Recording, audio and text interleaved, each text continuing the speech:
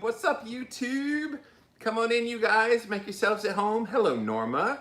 Hello, Marianne. Thank you guys for being here today. This is literally my favorite day of the week to do Jimmy Rants because I never know what we're going to talk about when we come on here. And then we come on here and you guys sometimes surprise me with questions. I did get a whole bunch of preloaded questions over on Instagram. Hello, Christine. Thank you guys for being here.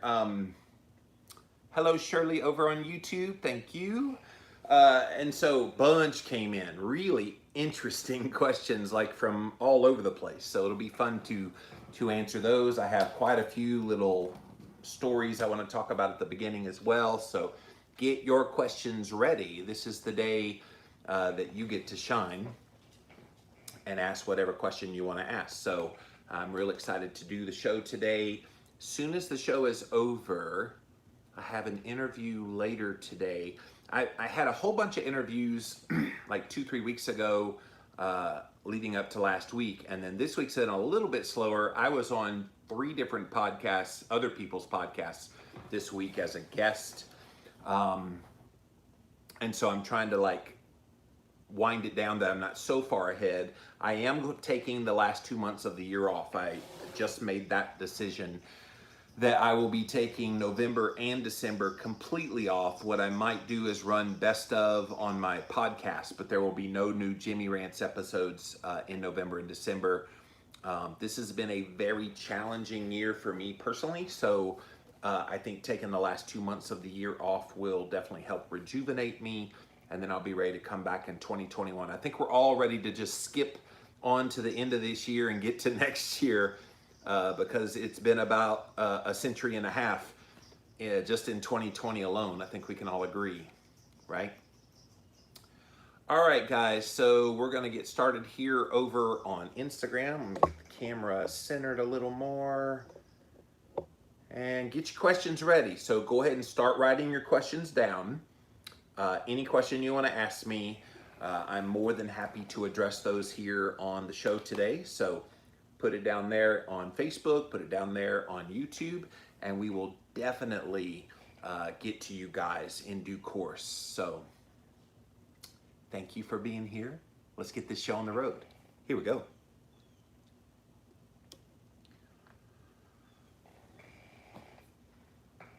It's Ask Me Anything here today on Jimmy Rant. So ask me anything. Click on that little box down there in the corner. It'll take you straight to IGTV for today's episode.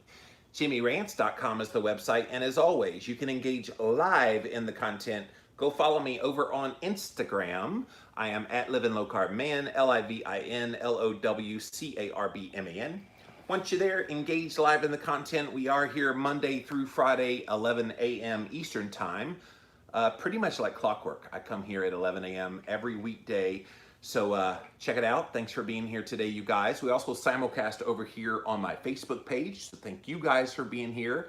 Finally, we are over on my YouTube video stream. So thank you all for being here today on Jimmy Rants. If you missed the live here on Instagram, we do put it on replay. I see lots of people watch the replay of Jimmy Rants on IGTV. So go check it out when this is over. If you're not watching live, or if you watch live and you want to like go back and watch it again, you can definitely do it there. We also put the past episodes up over on YouTube. If you type in a keyword Jimmy Rants, you'll find the show. And then finally, you can also see all the past episodes at the official website. It's jimmyrants.com. While you're there, check out the past episodes. But if you like what I do and you find value in what I do here, I work very hard, you guys, to provide a whole lot of different kinds of information and come at it from an educated perspective. So if you see value in that and you're getting benefit from watching this show, definitely click on the Patreon link. It would be very much appreciated. Some people don't want to do a monthly kind of thing, so they're like, can I give you a one-time donation? I also have a PayPal link. All of those links, you guys, are at jimmyrants.com. So guys, this is yet another Friday, and we are here for you to basically ask me anything. This is literally my favorite day of the week to do Jimmy Rants because I am one of those kinds of people that I like spontaneity whenever I go on other people's podcasts, and it happened this week. I was on somebody's podcast. She wanted to interview me about fasting.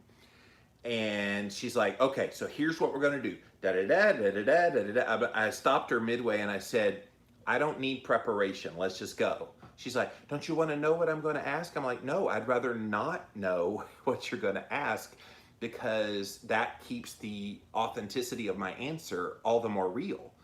Like, you wouldn't have invited me on your show if you didn't think I had knowledge about the subject. And so I love spontaneity when it comes to podcasting as a guest. In fact, I often challenge many of my the people that interview me. I challenge them. Ask me something you don't think I've ever been asked before. And they're always kind of perplexed at that. Oh, what do you mean? And so sometimes they do pretty good, and other times I'm like, yeah, I've gotten that one a million times. But what did you do before you were the keto guy? Yeah, I've gotten that one so many times, which, by the way, the answer is I was in marketing and retail customer service types of jobs. The job I had right before I started going full-time with Living La Vida Low Carb was I answered emails for a major corporation whose corporate office is here in Spartanburg, South Carolina. And so I answered all the customer service emails that came in, which kind of prepared me for what I do in terms of like interacting with people, crafting language. It was kind of a cool job. And then I jump right into this, and here we are. So, all right, so we have lots and lots and lots of questions I know you have pent up inside of you. So go ahead and write them down there. If you have a question that you want to ask of me here today, this is the day. I have so many people during the week. What about, and it's totally off topic of what I'm writing about. I'm like, come back on Friday. That's when we answer those questions. So questions about fasting and keto and cholesterol and podcasting, book writing, being famous online, or really anything you want to ask of me. Give it a shot. Write your question down there. But before we get into that, I have a few short little topics here. I always like to bring up little quick headlines that I read that weren't worthy of a full Jimmy Rants, but definitely worthy of talking about. This first one is from Marion County, Florida. There is a sheriff there named Billy Woods, and he has instructed his deputies and any visitors to his town. He's banned them from wearing masks. Banned them from wearing masks. He said in an email to his employees, this is no longer a debate, nor is it up for discussion. My order will stand as is when you're on duty, working as my employee, or representing my office in any way. You will not wear a mask. They can wear only pre-approved masks in some circumstances. If you go into the hospital, the courthouse, the jail, public-private schools, where there are mask mandates in place. Deputies should also carry masks while on patrol if they have to respond to a nursing home or assisted living facility, but they're not going to wear a mask. And there's the sheriff that is saying, don't wear a mask. If you go and you're under my command, don't wear a mask. That's really interesting, because that's bucking the trend of everywhere else in America right now. They're all saying, put on a mask, put on a mask, put on a mask. And this sheriff here says, the mayor said the local police chief there is also against the mandate. We've talked about it. We won't write a fine. We're just not going to enforce any mask mandate. Really, really interesting. All right. Are you missing films? Are you missing movies? You'll be pleased to know that a lot of these production companies are starting to ramp back up. And so when they go back on set, we're still living in the midst of a global pandemic. So filmmakers have been told, get this, you guys, filmmakers have been told to ditch all sex scenes from your movies so you protect the actors from the coronavirus. Updated guidance suggests directors take inspiration from classic films made when sex on screen was prohibited. So they're concerned, you guys, that showing sex scenes and having these actors be in those positions actually would make them susceptible to the coronavirus. Wouldn't you just do testing of the actors on the set? And if they come back negative for COVID-19, why would you need to prohibit that? It's kind of weird, right? The guidelines suggest that characters should be shown fixing their clothes or redressing after the event is over, or limbs depicted moving under bedclothes. While another option is to show the closing of a bedroom door and then leave it to the viewer's imagination. The problem is that worked in classic films. Is it going to work once the Pandora's box is open? We've seen enough sex scenes in movies now. I mean, I guess they're not important for plot, but they certainly add a bit of pizzazz to movies when you watch them, seeing those kinds of scenes. But it looks like for the time being, those kinds of scenes aren't going to fly. What if it is a part of the plot, though, of a movie? Like, I'm not trying to imagine what plot would have to include sex, but it's just interesting to me that they're going to make them talk about safe sex. Like that's the ultimate like epitome of what's going on here. All right, let's move into some research that has come out. Did you know, are you a morning person? I am very much a morning person. I go to bed somewhere around 7:30, 8 o'clock at night, typically. But then I'm up typically around 3 to 3:30 in the morning. And so I am very much the prototypical morning person. And I bound out of bed and I'm happy and I'm ready to go, energetic. I know some people are very, and then they drag and they have to drink coffee and maybe couple, 2, 3, 4 cups of coffee before they're awake. And I'm just the opposite. But then those people are night owls and I go to bed early. So if you are a morning person, new research suggests that it's linked with a higher risk of Alzheimer's disease. Those at a higher genetic risk of Alzheimer's disease are more likely to call themselves a morning person, according to this new study just got published in the journal Neurology. Yes, Jax, there is a 3:30 in the morning, I promise you. It's based on an analysis of data gathered from different genome-wide association studies, which involve identifying genes associated with various diseases. The team had scientists from Imperial College London. They found no evidence of disturbed sleep patterns causing Alzheimer's, but added those at higher risk also likely to have shorter sleep duration. Now, here's the interesting thing.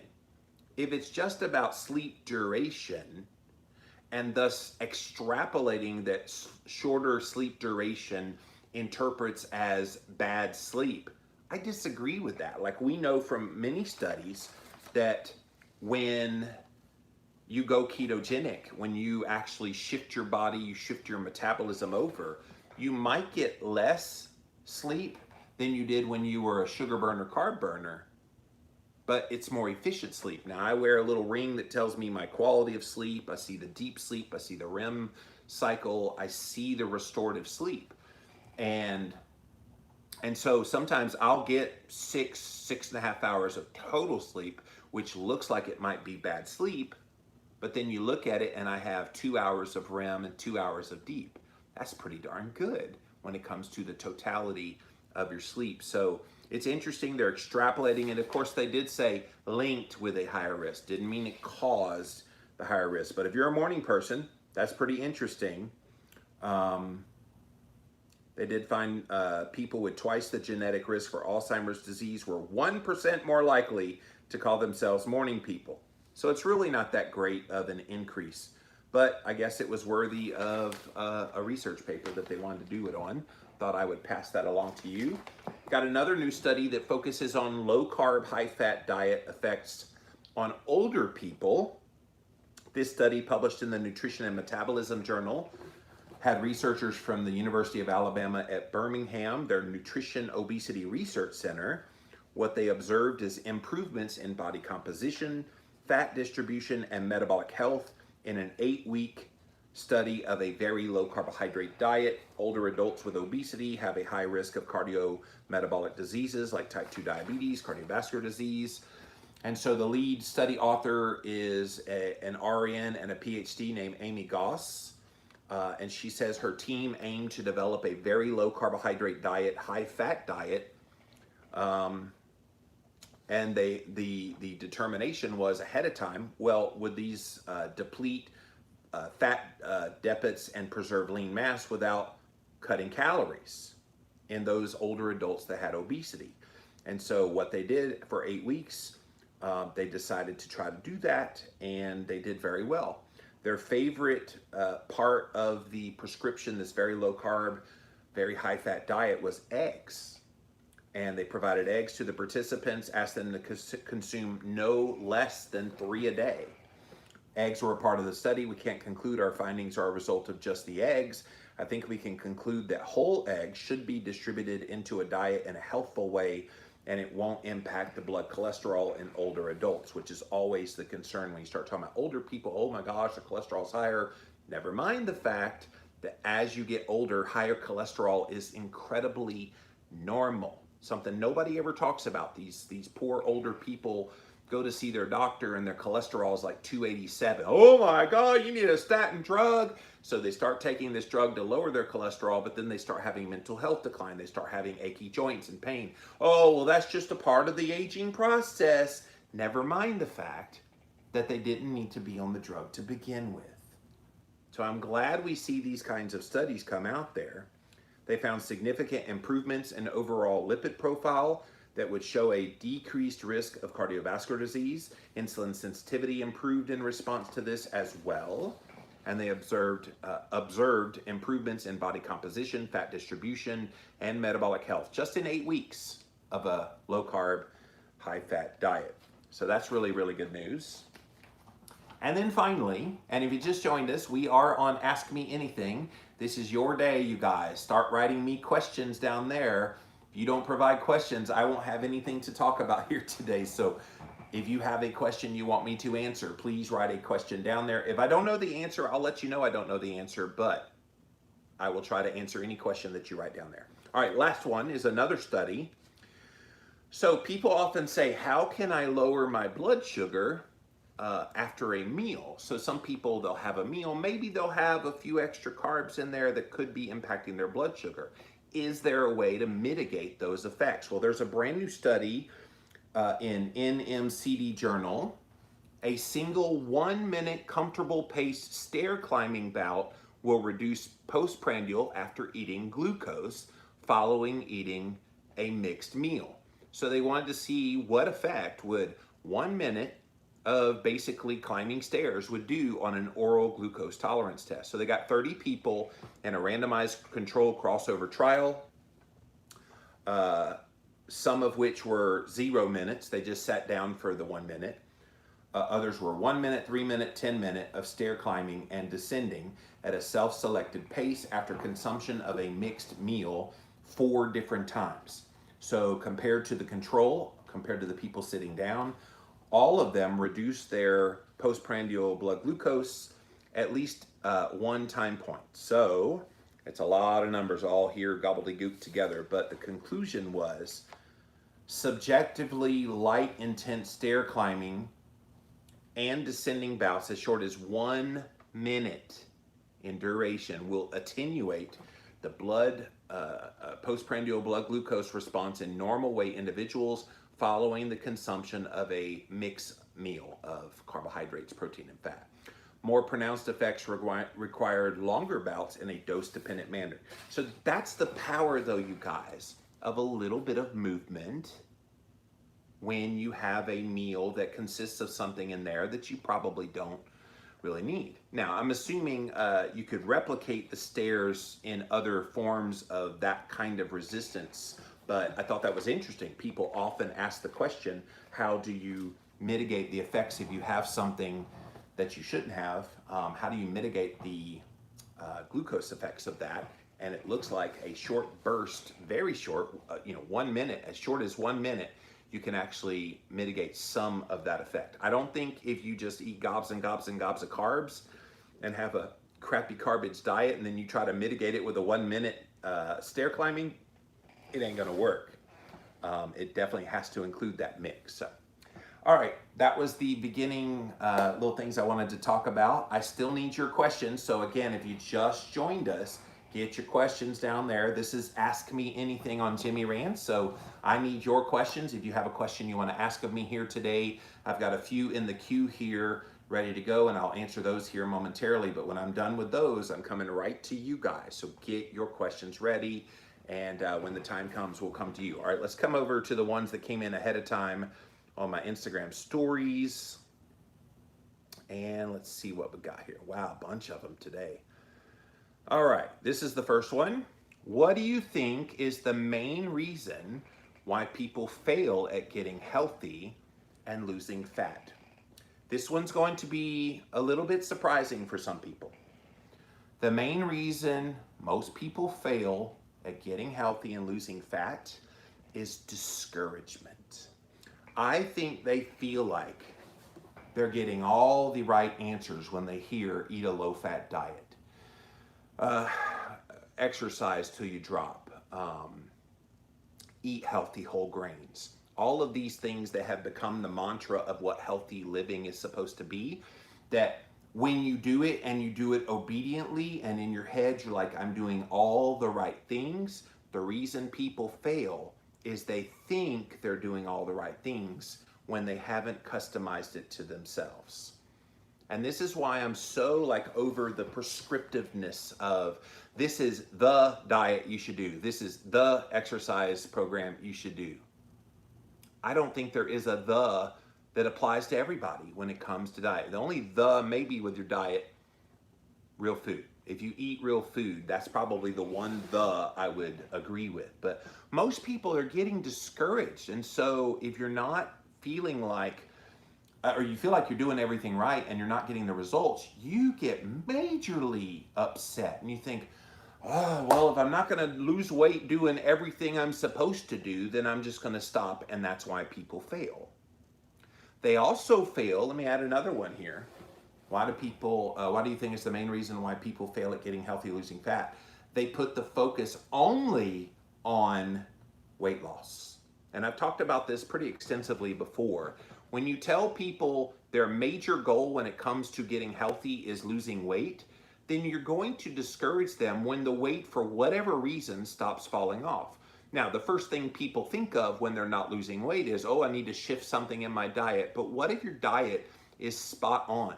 What if the diet isn't the issue? What if it's you've got excessive stress in your life? What if you have an unresolved trauma from your past that you haven't dealt with adequately from a psychological perspective, and that's keeping that stress internalized in you so you can't release that fat? What if there's just a lot of things besides your diet that's impacting that? Those are some of the main reasons I think people fail at getting healthy and losing weight. But thank you for that question. Next question, thoughts on working with the vagus nerve for stress. Do you do it? Yes, I actually, and the vagus nerve, you guys, kind of goes right up in the backside of the head. And I love it. Like when I do ice baths, and I know if you're new to this, wait, Jimmy, you go into a bathtub full of ice? Yes, I do. I haven't done it in a little while. I need to do it again. But when you do that, you get down in the water deep enough so that you get your vagus nerve to go down into the water as well. Now, what's that doing? That's activating the chill center, and it's like the lower part of your back of your head. You feel that little nodule on the back of your head. That's the vagus nerve.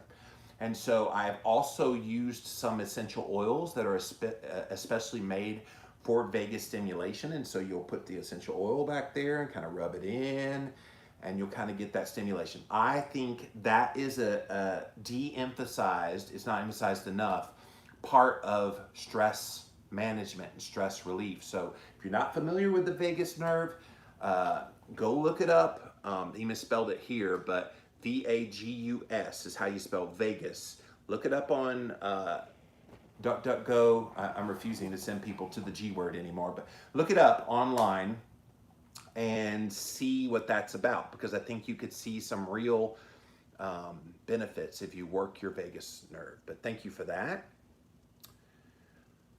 Next question. I have gained way too much weight on carnivore. How Can I lose it? And I'll go back to what I was just saying.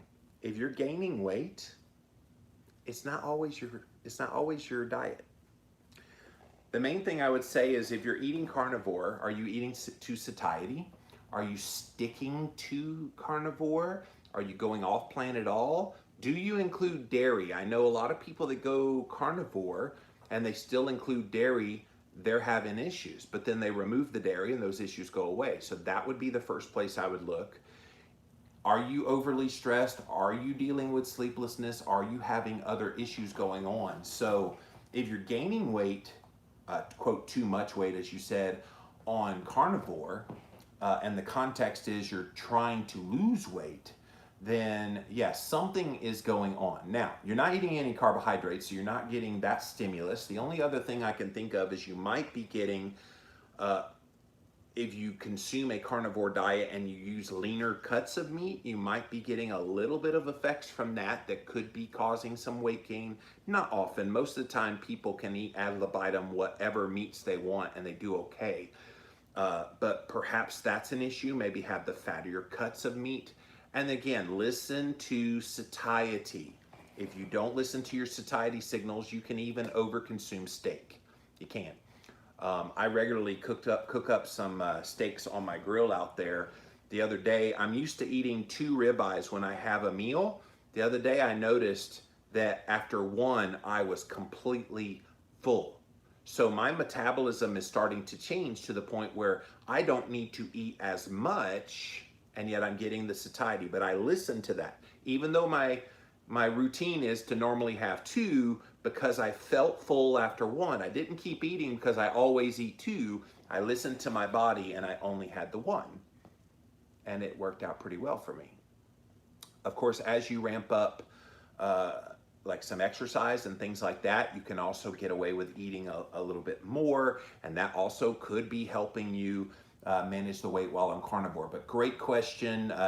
Congratulations doing carnivore. Not everybody's willing to do that. Next question, how do you feel about a global pandemic being made into a political issue in the United States? I think it's disgusting. I don't think COVID-19 has anything to do with politics, but see, here's the thing. When you're in a political election year, there will always be politicians who will try to make hay one way or the other about any issue. So whether we like that or not as Americans, whether we like that they politicize even things like race, politicize everything. That's just the way that works. It's why so many people have become jaded by the whole system. I don't want you to talk about that because that has nothing to do with it. I mean, look what they've done to red meat, by the way. Kamala Harris actually had a video less than a year ago where she was asked a question when she was running for president. Now she's the vice presidential running mate of Joe Biden, and they asked her a point blank question. If you could change the dietary guidelines and get rid of red meat, would you do it? She said, absolutely, I would. And so now she's come into my domain of talking about nutrition, and it's politicized. Like, you don't need to politicize everything, and definitely not COVID-19. It's just unfortunate they're trying to use it as a weapon against one candidate and as a, well, we would do better than this candidate. It's just, people are over that. I think it's disgusting and it definitely should stay out of political discourse. But thank you for that question. Lots of questions ahead of time this week. Next one is, grass-fed girls like, keep off my meat. Caitlin, I agree. Don't mess with my meat. Them's is fighting words. Next question, have you tried mouth taping? So those of you that don't know, there is this trend out there where you put a piece of tape over your mouth. There's companies that make this tape, so you don't have to use duct tape. If I did it, it might get stuck to my mustache and beard, and that would hurt to rip off. I might have a manicure, or what's that, where you do the eyebrows. The waxing. It might be like a waxing that I didn't want. So, but yes, I actually have tried mouth taping. And I gotta admit to you, I didn't like it. So for those of you that don't know, the concept behind it, and Metabolic Mike over here on Instagram was the one that got me interested in at least looking into it. So what it is, you tape up your mouth while you sleep because it's training your nose to start breathing, and there's health benefits that come from breathing through your nose as opposed to covering up your mouth. I didn't see personally any benefit from it other than I felt like I couldn't breathe as well, and I don't know if that's something with my, maybe I have some kind of impaired septum or something here. I don't know what the issue was, but I didn't like it. I felt like I couldn't breathe as deeply. The theory is that if you breathe through your nose, you'll sleep more soundly and you get good sleep. Well, I get decent sleep already, so I didn't need the mouth taping to make that happen. But yes, I have tried it. No, I didn't quite like it, but I do know a lot of people. I see Joshua says he got benefit out of it. I do know a lot of people get benefit out of taping their mouth, so it's worth looking into. Next question, what are your thoughts on bulletproof coffee? Is it okay for keto maintenance? So, well, number one, I'm the wrong person to ask about coffee. People that know me well. I think coffee is disgusting. I'm one of those hyper tasters, and so coffee has a very bitter, nasty taste to it to me. I've had some of the best coffee in the world when I visited countries like Australia, for example. Hi, Mike, come try our coffee. It's the best in the world. Okay. At least I didn't like gag totally like I do with the ones here in America. So that said, it's a double-edged sword with bulletproof coffee. I know people that swear by it. They have a bulletproof coffee in the morning and they don't eat again until night. And if that's you, then great. That's basically you're having a liquid calorie breakfast when you have a bulletproof coffee. And if you're trying to maintain a keto weight loss and health success, that's probably perfectly fine. My problem is when people think they're fasting and then they drink a bulletproof coffee. I'm still fasting. No, you're not. You're no longer fasting when you have one of these. But if you like coffee and you want to get a little bit of extra fat into your body, so be it. Honestly, though, the more I've thought about it over the years, why do you want to get your calories from liquid sources? Why don't you want to eat real whole foods? And if you're eating basically meat as the primary source of your nutrition, why don't you make that the superstar rather than adding in 600 calories more of a bulletproof coffee of MCT oil and butter and heavy cream, whatever you put in it, 400 to 600 calories. Why don't you just eat that much more steak? Like, to me, it seems like that would be a better option than using liquid calories, but that's just my personal opinion. Again, I know people that swear up and down that bulletproof coffee saved their life. Next question, what's the best way to curb stress cravings 2 years in but still struggling the last month? Yeah, this one's easy. Don't stress. I know it's not easy to not stress, but I'm saying if you're stress craving, then it seems to me the craving is being induced by the stress. Do your best to get rid of that stress. That seems like the logical thing. Now, again, that's easy to say, very hard to do. If you're not already meditating, try to incorporate meditation, some yoga, do relaxation things, work on the vagus nerve like we were talking about earlier. All of those things can curb the stress, and by curbing the stress, watch what happens to those cravings. 2 years in, but struggling over the last month. Well, gee, what's happened in 2020? 2020, we have had a lot of stress. So hang in there, know that you're not alone in this, but deal with the stress. And yeah, that should help you. And finally, and then we'll come to you guys, what are your thoughts on the germ versus terrain theory?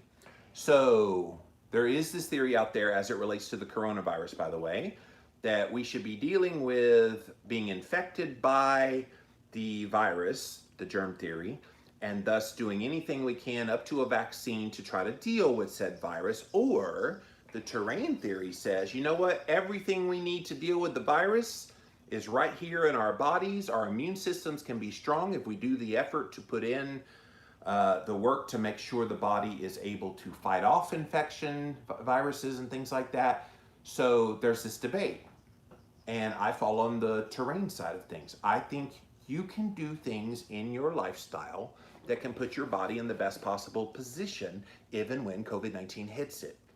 Like this whole notion of all these things we're being told to do, but not being told to have sunshine, not being told to eat real food, not being told to take various specified supplements like zinc and vitamin D and vitamin C, so forth and so on, not getting good rest. None of those things are being prescribed. All of those things feed into the terrain theory. Wearing a mask, being socially distanced, staying at home, blah, blah, washing your hands, all of that is based on the germ theory. Guys, I'm going to fall on the terrain series side of the theory all day, every day, because I think all of our bodies are more than capable of dealing with this thing if and when it hits. But thank you for that question, and we are all out of the preconceived questions that came in. That is the most I think I've ever had on Jimmy Rants before. I think that was 8 questions ahead of time. So thank you guys who submitted those ahead of time on my stories, which by the way, on Thursdays on my Instagram stories is where you can type in your questions. I always put it up right after I finish the Jimmy Rants on Thursday. Somewhere in that afternoon, I post a little box that you can type in your question, and then we hit those first thing when I come on Jimmy Rants on the Ask Me Anything like we're doing today. So this is Ask Me Anything. We still have lots and lots of time left, so please get your questions in, write your questions down there. Anything you want to ask is fair game, so if I don't want to answer it, I won't, but I try to answer everybody's questions. But thank you guys for being here. JimmyRants.com is the website. See what we have over here. Miss Statius has the first question. Have you ever had problems with emotional overeating and binge eating? If so, how do you suggest overcoming it? Obviously, when I was 410 pounds, I had some stuff going on. And I was a binge eater and a half. And I've talked about this quite a bit before. For me, it was identifying what it was that was driving that behavior. Well, for me specifically, in my example, I went through some pretty tumultuous times in my teenage years, from the time I was just turned 14 until I got out of the house at 17 and a half, went off to college. I was physically and emotionally abused by my father, pretty much repeatedly on a daily basis. And a lot of people take childhood trauma like that and they turn to drugs, they turn to alcohol, they turn to sex, they turn to all these things to try to cope. Well, what I turned to was crap. Crappy garbage, junk, sugary foods, because I always needed that hit. So what I learned during those teenage years is I needed a way to cope. So when I got out of the house, how did I cope? I would eat whole pizzas at a time.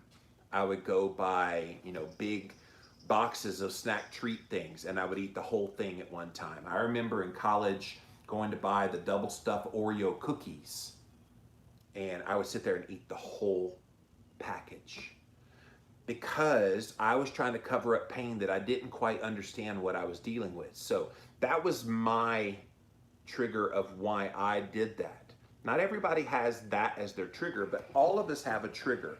So what I would suggest you do to help overcome it is to find what your trigger is. What is it that's driving you to want to overeat? What's driving you to emotionally eat? And when you look at the driver and you get right to the root cause of what that is when the healing can start to begin and you overcome it. So that's the long and short of that one. There's a lot of other things. Definitely try to seek out therapy if it is something like trauma.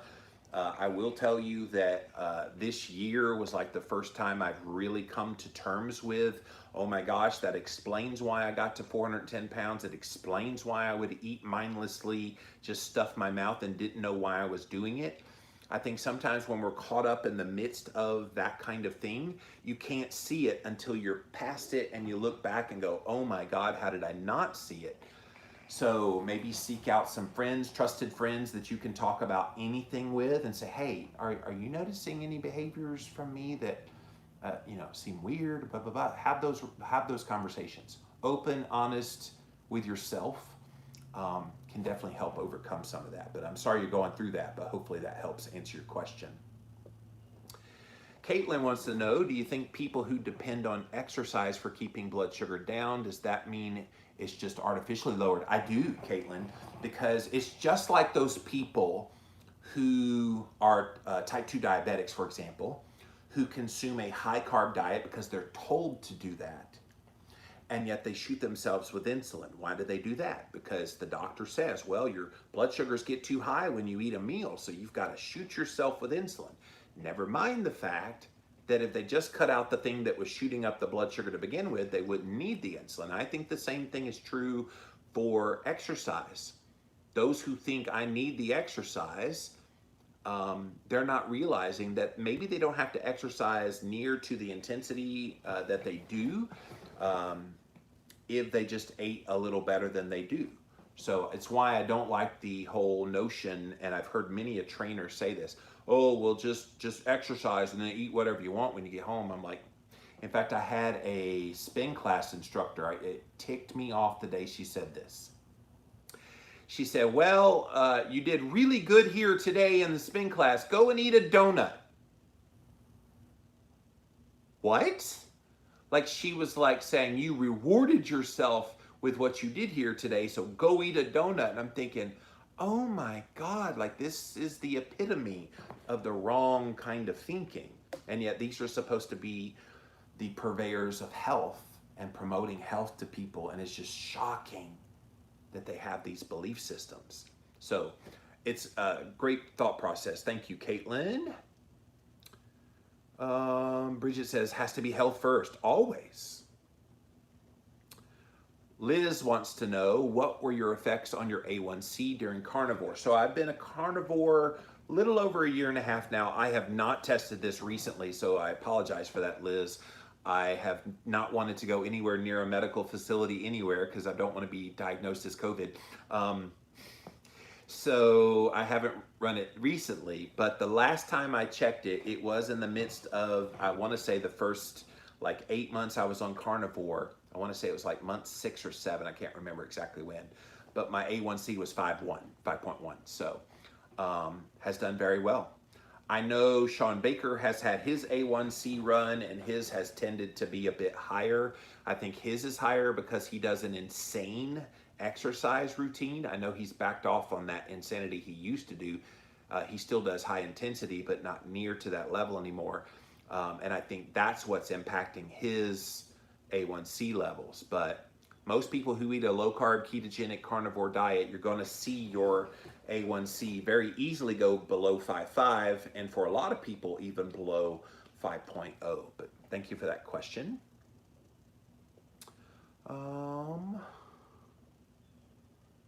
Casey wants to know, people drink 300 calories worth of butter and oil and say they're fasting.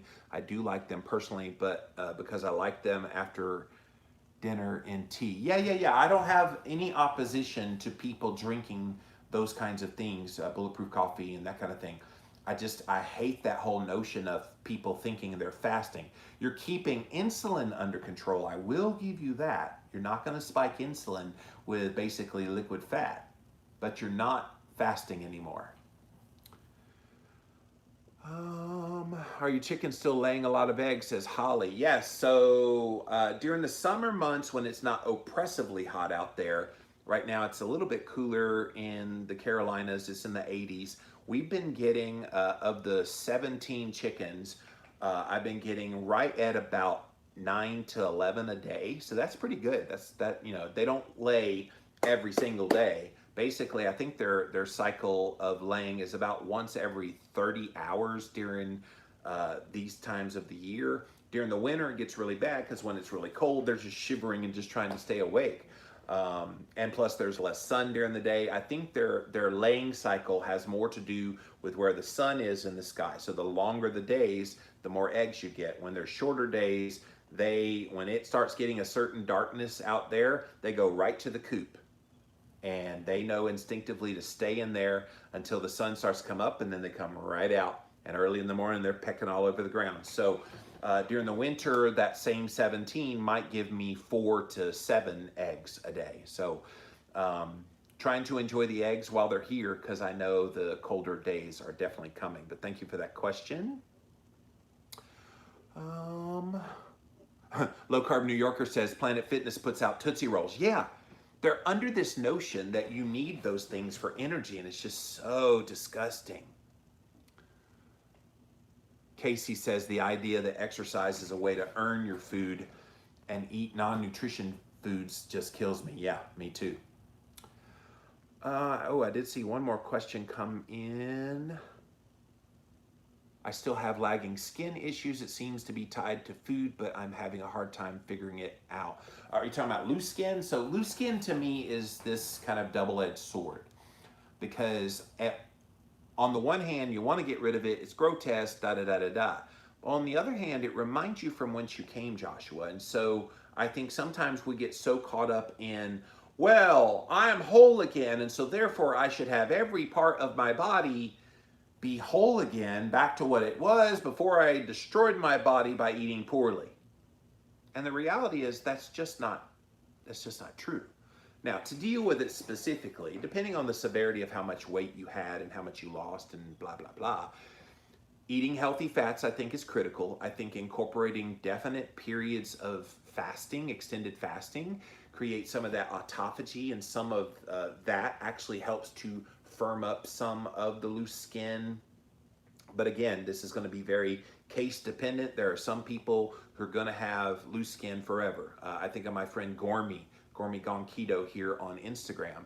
He's got a ton of loose skin. Now, you could get the little tummy tuck surgery. It's dangerous, risky to do that, but you could do that.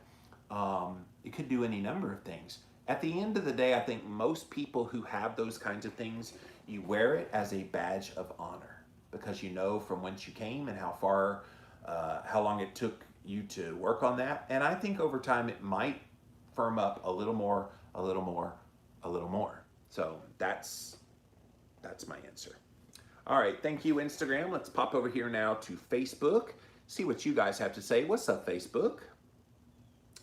What essential oil do you use on your vagus nerve to help with stress? So, Marianne, I have one. It's in there, and I'm sorry I can't run to go get it, but it's this one that's specifically for the vagus nerve. I think it's a mix of different ones.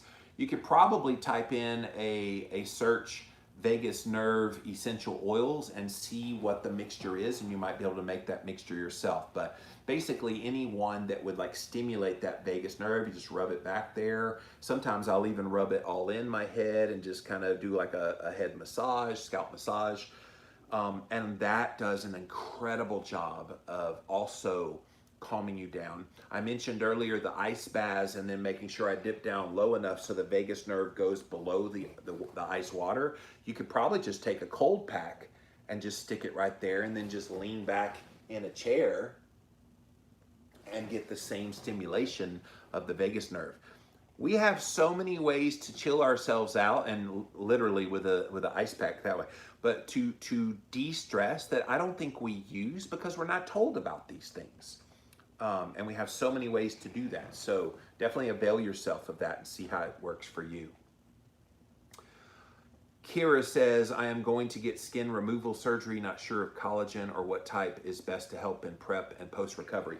I take grass-fed beef collagen every day. I told you guys, I think I showed you last week on Ask Me Anything, the little gelatin things that I make. So they're gelatin with some electrolytes. Today I'm going to try some gelatin with some chocolate bone broth powder.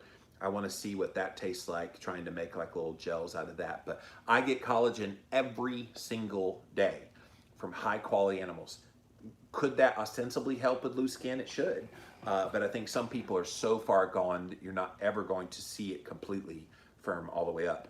Thank you, Facebook. Let's pop over here now to my YouTube channel, see what kind of questions you guys have. Missed you last Friday. Well, Nurse Feel Good, welcome back. I'm glad you're here today. Shirley says, sound like a good experiment, talking about the sheriff who is banning masks in Florida. Yes, in Florida. Let's see how that goes. Yeah, I agree with you.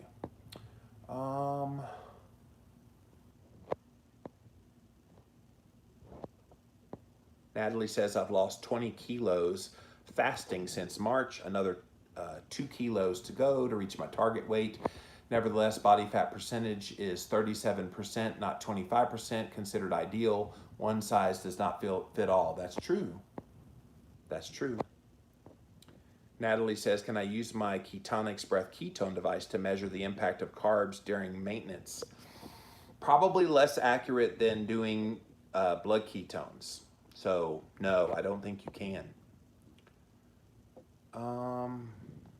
There are some interesting questions. I'm going to pass on a couple of them. Sorry, you guys, a little too personal. Harpsy says, I think it is possible to overdose on D3. Can you comment? Yeah, I talked about this one before. In fact, earlier this week, I did a whole episode, might have been last week, a whole episode just on the subject of vitamin D. You cannot get vitamin D toxicity unless you go to like 1 million IU of vitamin D. People are so worried about toxicity of vitamin D. Go watch that Jimmy Rants. It wasn't that long ago. Go scroll back through YouTube and you'll find it. But I take 10 to 25,000 on a pretty much regular basis now. And I've heard people go as high as 100,000 and they don't have ill effects. The point is getting your blood levels up to a healthy range, which we talked about in that episode. But the only case of toxicity from vitamin D was that person that took 1 million IU by accident. Can you talk about, Craig wants to know, the importance of delayed gratification and how it relates to diet, willpower, and life? Yeah, I mean, if you put in effort now to attain something you want to get, yeah, I think that's fine. The problem is most people don't have the will to wait for delayed gratification because we are an instant society. We're told if you want something, you go get it now, and that's kind of the mentality of a lot of people. But those of us that have been successful and those of us that have had good things happen in our life, it's because we were willing to wait and put off gratification in the immediacy for that long-term gratification. I saw a TikTok video the other day of this lady who was going through med school. And while she was in med school, all her friends wanted to go out. She said, no, I have to study. And you could see her sad and then, oh, you want to go out? No, I've got a bigger goal in mind, trying to become a doctor. Now, she's a doctor and successful and making money. Now all those same friends are saying, I don't have any money. I wish there was something I could do. So it was a really powerful TikTok video. So I'm all about delaying gratification for the greater good.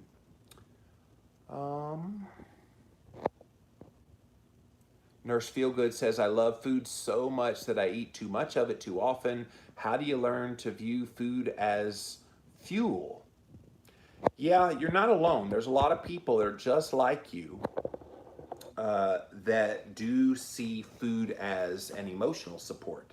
They do see food as a comfortness in their life. And again, there's nothing wrong with that inherently if that is how you see food and how you view food and how you use food in your life. But I think when you start fueling your body better, when you start shifting over to more kind of real whole foods, there is a mindset shift that takes place where your body might have been excitable by those carbohydrate-based foods that you had before, and they gave you some sense of comfort in the moment. Now, that's a real fast comfort, and then an hour later, you're just, again.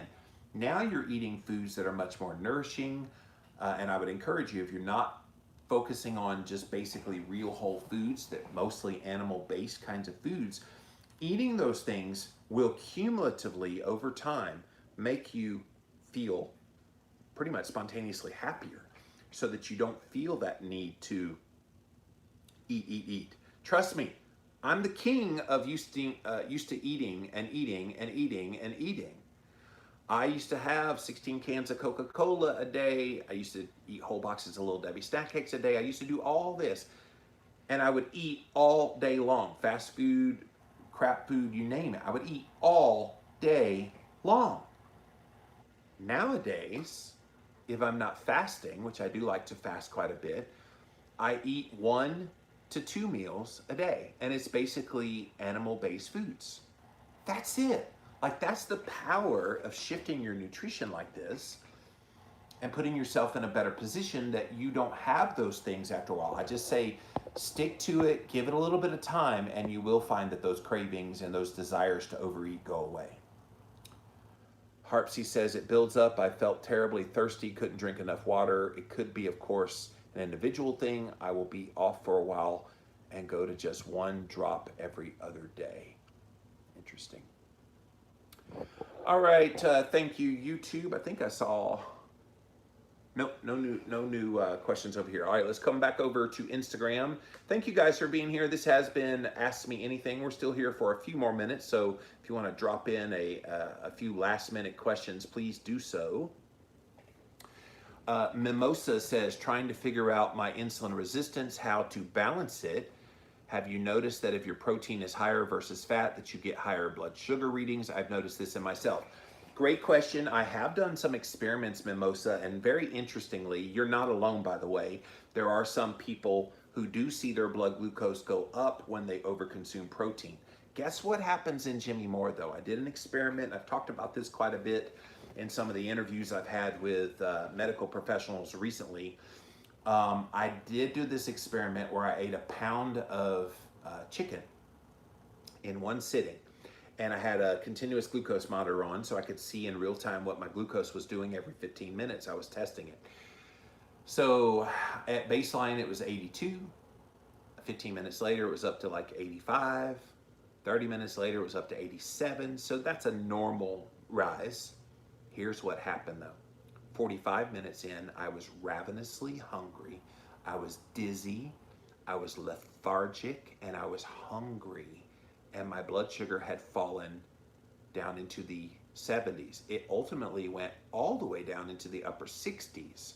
So, and then 2.5 hours later, it finally came back somewhat close to baseline, and I went and ate some fat and protein. I ate some eggs, basically, and I felt better after I did that. But what that told me was protein, because of my insulin resistance, doesn't spike my glucose.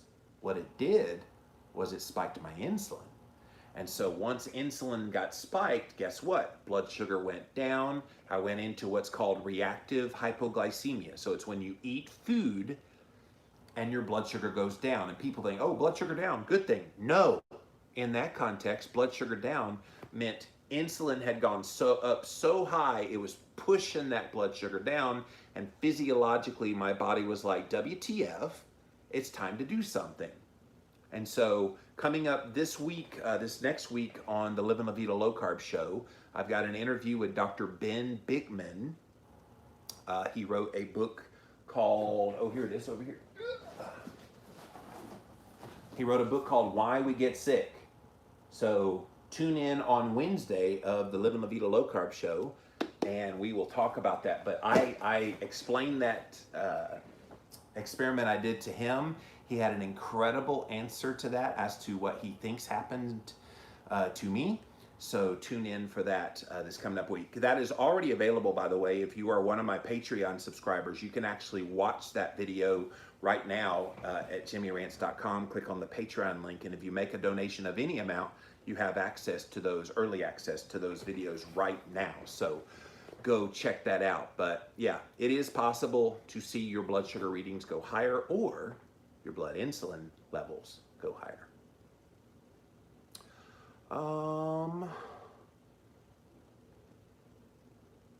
Have you caught the Netflix series Unwell? They have an episode on fasting, had people for and against, especially water fast. Liz, thank you for that. I had to get rid of my Netflix when I started having no money coming in this year. So I know I'm one of the weirdos. I don't have Netflix. I probably will bring it back once money starts coming back. But no, I have not seen it. I will look it up somewhere, somehow. Unwell, interesting. Fasting is a hot topic though, so I'm not surprised they did a little documentary series about it. Low Carb New Yorker, fasting insulin was 4. Wow, that's incredible. Last checked, I think that's great, but still stalled. Can blood glucose be the issue based on what foods or how much I'm eating? It could be, or it could not be. I mean, inflammation levels matter. There's so many moving parts to this that, well, my fasting insulin is 4. I should be skinny as an ox. And No, it doesn't work that way. We want to think that one singular marker, being healthy, should just magically make weight go away, and it just doesn't work that way. Most of my metabolic health markers are incredible as well, and I still have a belly. And so there's lots of other things going on. I'm still trying to figure some of those things out for myself. HSCRP was very elevated. Well, there you go. You have inflammation. And so I don't know what very elevated meant, but if it's over 3, yeah, it's very elevated. Just keep working at it. Don't get discouraged. Just know that that can have an impact on your weight when you have other markers out of control. But congratulations on your insulin. That's killer. That's perfect.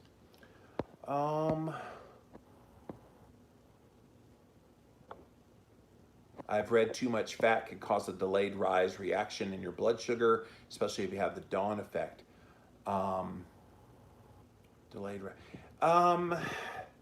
actually heard that about protein, not fat. I mean, obviously you don't want to overconsume fat. You want just enough fat to blunt the blood sugar effects of the foods that you're eating if it's a mixed meal, but you don't want to overdo it. How do you cook your eggs? I like soft scrambled. Look that one up. What does the dawn effect teach us, and should we be afraid of gluconeogenesis? No, the dawn effect just means you have higher blood sugar in the morning. It means you have glucose-dependent functions of the body that will be taken care of with that. And yeah, that's how you, and no, you don't need to worry about gluconeogenesis if you're eating to satiety. Harpsy says, how is insulin measured? It's a blood test. A doctor can run it. It's about $50 out of pocket, but the problem is most doctors aren't running it, and they have no desire to run it because they don't know what to do with it. That's the problem. All right, guys, we are completely out of time for this episode of Jimmy Rants. So thank you so much for being here today. JimmyRants.com is the website. And as always, we do start here live over here on Instagram. Go follow me there at Living Low Carb Man, LIVINLOWCARBMAN. Once you're there, engage live. We are here Monday through Friday, 11 a.m. Eastern Time. So thank you for being here all week long, and come back next week when we start the shows back again. We also simulcast on Facebook and YouTube. You can watch the replay here on Instagram. As soon as this is over, it'll go up on IGTV. We also put the past episodes up over on YouTube. Type in a keyword Jimmy Rants, you will find the show. Finally, pop on over to JimmyRants.com, the official website. You can watch all the past episodes there. And if you love what we do here, you guys, I work very hard to provide an entertaining and informative show for you here. Click on the Patreon link or the PayPal link, and a donation of any amount would be greatly appreciated. All right, guys, have a great weekend, and until next time, we'll see you then. All right. Download that video. Get her done. Get her done. And did it save? I can never tell. Sometimes I push save and then I go afterwards and it's gone. So thankfully I also record on YouTube and I also record here. So I always have triple backup in case it doesn't save on that device. So, well, thank you guys for being here today. This was a very upbeat episode of Ask Me Anything. So I always love that, So thank you guys for being here. Do enjoy your weekend. I'm going to try to chill a little bit this weekend.